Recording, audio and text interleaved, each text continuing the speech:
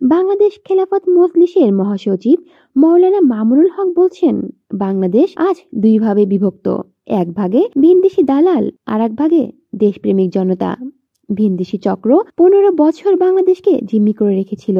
বাংলাদেশ খেলাফত যুব মজলিসের 15 বছর পূর্তিতে গতকাল বায়তুল মোকাররম জাতীয় মসজিদের দক্ষিণ গেটে এক যুব সমাবেশের সভাপতির বক্তব্যে তিনি এসব কথা বলেন।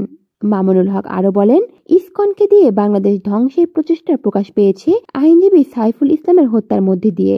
টঙ্গী ইজতেমার ময়দানে যারা ঘুমিয়ে থাকা নিরীহ মুসল্লিদের উপর হামলা করে হত্যাকাণ্ড ঘটিয়েছে, এই হত্যাকারীরা তাবলীগের সাথী নয়, তারা খুনি ও ভিনদেশি শক্তিরই অংশ।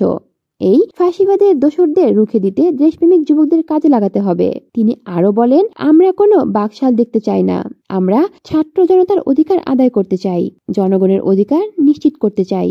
আন্দোলন ও সংগ্রামের জন্য যখন কোনো ভূখণ্ড তৈরি হয়ে যায়, তখন তা দামিয়ে রাখা যায় না।